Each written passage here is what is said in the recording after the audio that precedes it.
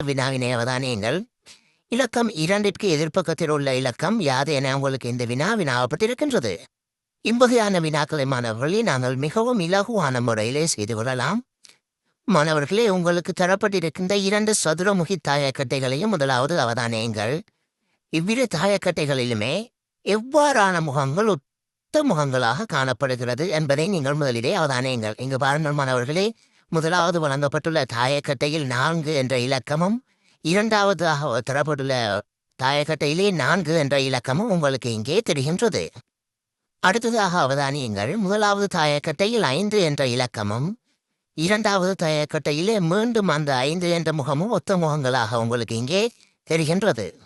இதிலிருந்து நாங்கள் ஒரு முடிவுக்கு வர முடியும். இவ்விரு தாயக்கட்டைகளிலுமே பொதுவாக 2 முகங்கள் எங்களுக்கு பொதுவான முகங்களாக காணப்படுகிறது. ஒன்று 4, அதே போன்று இரண்டாவது தாயக்கட்டையிலும் அதே 4 என்ற இலக்கம் தெரிகிறது. அடுத்த இலக்கமாக பாருங்கள் மாணவர்களே, முதலாவது தாயக்கட்டையில் 5 என்ற இலக்கமும், இரண்டாவது தாயக்கட்டையிலே அதே 5 என்ற இலக்கமுடைய முகமும் உங்களுக்கு தெரிகின்றது.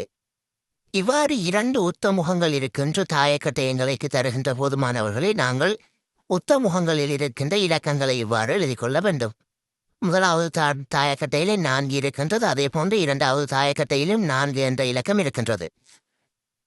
பின்னர் முதலாவது தாயக்கட்டையிலே 5 என்ற இலக்கம் இருக்கின்றது. இரண்டாவது தாயக்கட்டையிலும் 5 என்ற இலக்கம் இருக்கின்றது. இவ்வாறு நாங்கள் எழுதி கொண்டதன் பின்னர் இரு தாயக்கட்டையிலுமே எங்கி இருக்கின்ற இலக்கங்களையும் இதே முறையில் எழுதிக்கொள்வோம். முதலாவது தாயக்கட்டையிலே 2 என்ற இலக்கம், இரண்டாவது தாயக்கட்டையிலே 3 என்ற இலக்கமும் காணப்படுகிறது.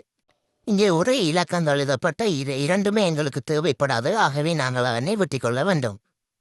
இங்கே நாங்கள் ஒரே இலக்கம் இருப்பதை வெட்டியதன் பின் எஞ்சி இருப்பது எதிரெதிர்ப்பக்கங்களாக அமையும். உதாரணமாக 2 என்ற இலக்கத்துக்கு எதிர்ப்பக்கம் 3ஆக அமையும். அதே போன்று 3 என்ற பக்கத்திற்கு எதிர்ப்பக்கமாக 2 அமையும். மாணவர்களை இவ்வாறான 2 ஒத்த முகங்கள் தென்படுகின்ற தாயக்கட்டை வினாக்களுக்கு மாத்திரமே நாங்கள் இச்செய்கை வழியை பயன்படுத்த வேண்டும் என்பதனை நினைவில் கொள்ளுங்கள். ஆகவே இவ்வினாவுக்கான விடையாக 3 அமையும். மாணவர்களே, வேறு வகையான தாயக்கட்டை தொடர்பான வினாக்களை இவ்வாறு இலகுவான முறையிலே செய்வதென்று அடுத்த காணொலியிலே பார்ப்போம்.